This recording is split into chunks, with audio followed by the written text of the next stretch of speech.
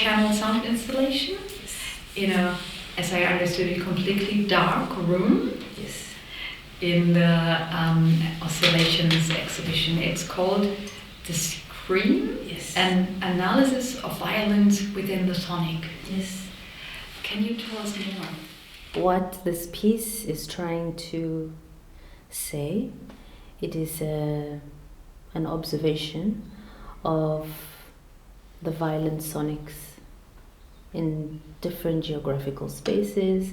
So maybe, well, in my instance, I come from South Africa, of course, and we have a history of apartheid. So I grew up in the township, and that, of course, was a space that was intentionally erected from the apartheid movement. But what these spaces have, which is quite interesting, is that they have these loud amplified objects. So either through churches, sounds that are not indigenous to the natural space. And it's been interesting, me as a musician, as a singer, what I've been able to produce sonically through my voice, and also making reference to these sounds unconsciously. So this is what the space, this is what the project is trying to erect, the sounds that we kind of have internalized without knowing, but also it's violent sounds because, of course, they kind of overwhelm the senses, and they carve out a very large part of your oral aesthetic. So a person does not realize that, their temperament between what is rough sounding, what is smooth sounding, what is high sounding, what is low sounding, comes from that information. So yeah, this is what I'm trying to do, what is my personal also exercise through trying to figure out my own sound. Yeah. Can I ask you about the spaces, these architectural spaces that you spoke about, which act as amplifiers? Yes. But somehow, did I understand that correctly? They inherently they also have a certain influence because of their history, of their architecture, ways we perceive the sounds, maybe? Can I say it like that? Yes. Yes, because a large amount of kind of our sonic perception is informed by, where we are, of course, our geographies. But because, we are in this colonial moment, right, where the West has a very large presence within, our everyday life. And this is what I mean, the presence of capitalism, the presence of Western notation, the presence of the church, all these I guess structures also manifest themselves through tangible things, right? Buildings, sounds. So I hear a lot of trains because, of course, it's that capitalist movement, taking people from outside of the city into the city to work. So that becomes a very recurring sound within my imaginative space, whether I'm aware of it or not. This is something that informs me. Growing up, of course, in a violent area, you become desensitized by things like gunshots. That informs your sound perception. So, very screechy sounds, you're not very, sensitive to. You kind of have this large spectrum, of a sound imagination, like a sound archive. So it's very interesting. I mean, it's tragic, you know. I try not to, this is why I say, it's not necessarily, it does not create. So I'm not in the process of creating. This is just information. And it's been interesting to create, to develop a piece that is just information, you know. And it's been interesting also that sound carries information, you know. Yeah, let me not rant and... No, please go on. So what are your strategies of making yourself and us, your audience, aware of these inherent, you spoke of an archive, embodied archive of these sonic experiences, let's call it. Mm-hmm. And what are strategies to make one aware of them? And one is your art. Mm-hmm. And vocalizing it, I guess. Mm-hmm. But also, I suppose, certain ways of listening, so, and rationalizing. Mm-hmm. How do you, when you give us the example of the transport sounds, mm-hmm. how did it become apparent to you? How did you make yourself aware of it? Yes, I think through this idea of meaning making. So, you know, in art, there's a lot of this question, you know, where your art comes from, narrative and context. But it is very interesting that, of course, for Black artists, there's this insistence that, you know, our sound or our practice comes from this, a lot of the times, this supernatural space, right? The space that is sort of goes beyond the parameters of our lived experiences. So as an artist, and having to grapple with these questions really just made me very uncomfortable, because it seemed like I was evading the very obvious, you know. Mm-hmm. This is obvious to me, but it is sometimes seemed like it is not welcome. So the obvious is, I guess, there's a requirement of omission somehow, you know, that I am not highly informed by the Western 4/4 notation system, you know. I guess 440. I mean, so the tuning system of the piano, right? Mm-hmm. I also find that music, it is not necessarily to say I find it beautiful, but I also hear it because I have heard it. This is part of how I come to sound, right? So sometimes as Black artists, it is quite challenging to kind of evade these very, I think, very sensitive, you know, questions of what informs your art, you know. I guess the move to looking at and really interrogating, you know, the truth. You know, I'm from a biblical, I guess, background. You know, the truth shall set you free. You know, those because I think we have nothing but it. You know, and also, like I said, this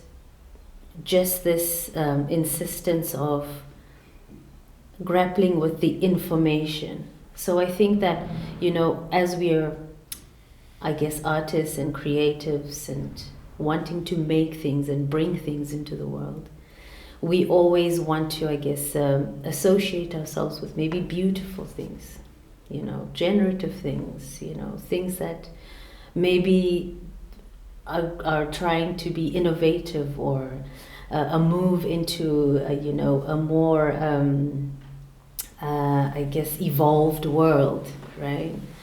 But the problem is that I guess in our realities this is not readily available to many of us. It is not.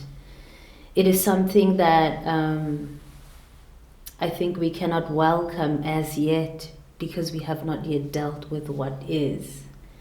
Someone was saying that there is, of course, maybe space to speak about the beautiful things and the progressive things, but there also should be space to speak about the devastating things, and this kind of art is quite devastating even to me as the art practitioner. Sometimes I don't want to have to deal with certain realities, especially like I said, it's really sensitive, and it is devastating to know, I think to know the profundity of violence within your psyche, to know the influence that, the West holds within your imaginative space. You think that this is a very, an untouchable space or a space of freedom, but when someone shows you that, well, even this space is tainted, even this space has been corrupted, it becomes very difficult to create from that. And what does that mean? Then the question of creation, or the questioning that are you creating, comes into the fore, right? Maybe there's another kind of labor, because it's not bringing into the world, but maybe it is, like I said, an excavation of some sort, or just a mirror, that this is what it is. Why did you choose to have a completely blank room, to erase the visual, the optical part in this listening situation? Mm-hmm. It was to overwhelm the senses. Mm-hmm. This was a big part of the process. Because I think this is also something that takes place within, these violent environments, right? That actually, how we come to sound, or the oral, the faculty, becomes like, it grows within that space. So it kind of determines how your orality comes into being, right? So I wanted a space where I really disturbed the ear as best as I could, or just disrupted it, because the sounds also, like I said, it's just this this wide spectrum of just information for me, and it's interesting that it gets to that point of uncomfortability, so it kind of, it just reinforces the trauma that is there. And even though I'm able to represent it, I guess, sonically, it does not, it cannot hold the actual thing. I mean, this is just, I'm scratching the surface, with this practice. But it's been interesting to hear people's experiences of a lot of people have told me to turn it down. That's the first thing they say. So I say, really, you can't take 1.5 minutes of this?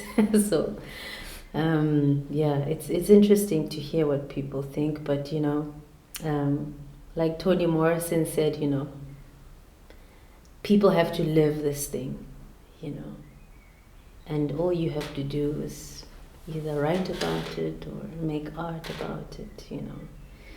So you can do it. You can stay there, you know, because people have lived it. People are living it.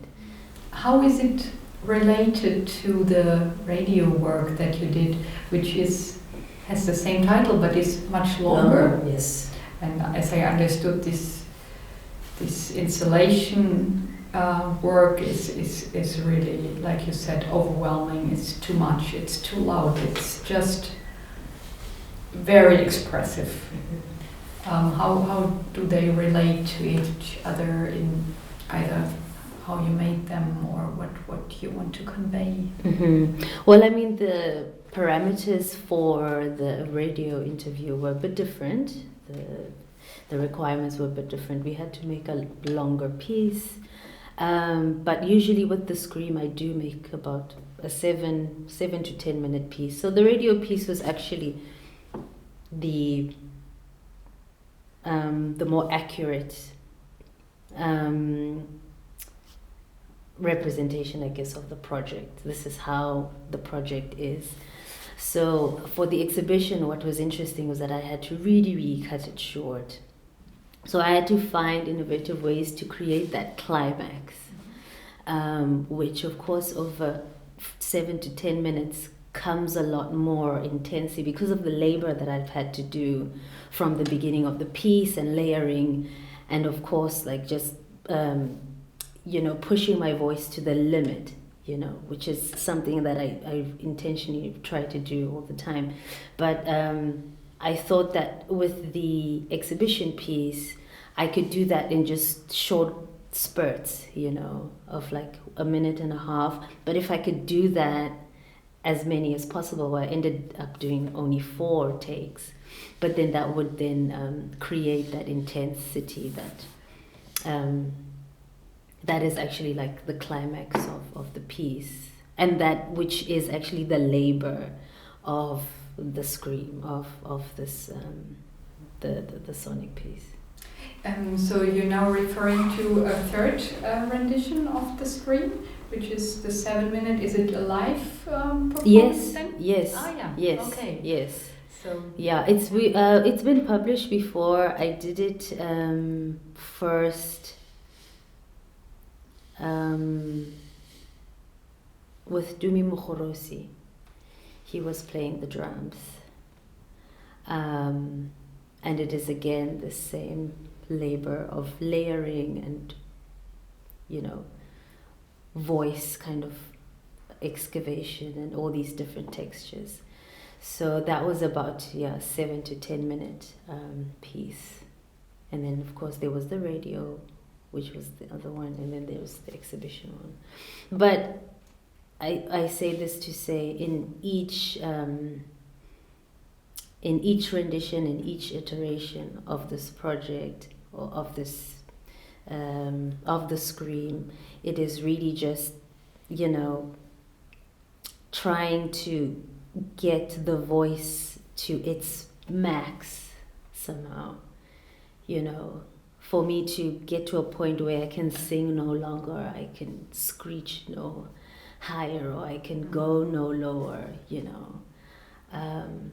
because that is the sensation actually that that kind of embodies that practice, that you're feeling as though it cannot go any worse, or it cannot get any worse, but it does.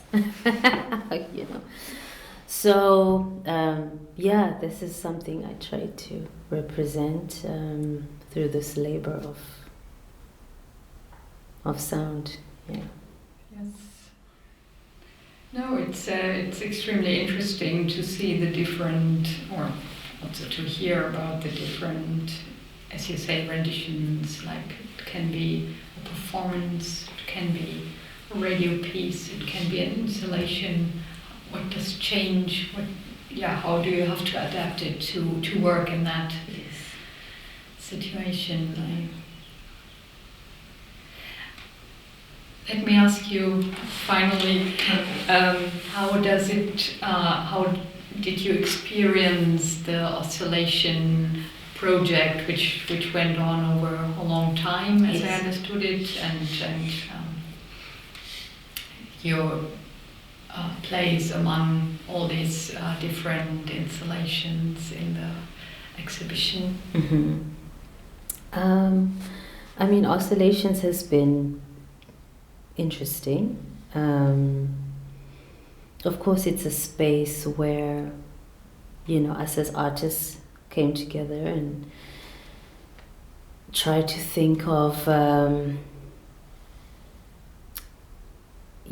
art. And it also happened in a time where there was a lot of curiosity in the beginning. I mean, when we got together. And it was interesting, the shift, I guess, that took place because of, this political climate that we're facing with regards to what's happening in Palestine, the genocide taking place in Palestine, and just how that has informed each and every artist's, asking of themselves, asking of their art. That's been really quite radical and quite wonderful, that there's so much sensitivity within everyone's artistic practice, I say this because I think that's very important, that somehow we make sure that we do not become desensitized, even as, for many of us, violence is our daily bread, but still having to come to these moments with that radical empathy, for other people and what they're going through, and be able to change, being able to be available for change. That's been, I think, some of the quite interesting moments that we've experienced directly within Oscillations, because we had discussions, to say, okay, this moment has taken place, what to do. They take waves and waves of things, miraculous things, tragic things, in order to really shift, even in the slightest, And this is what I think as individual artists we are coming to appreciate, that there is a serious labor that is required of us in order to move something.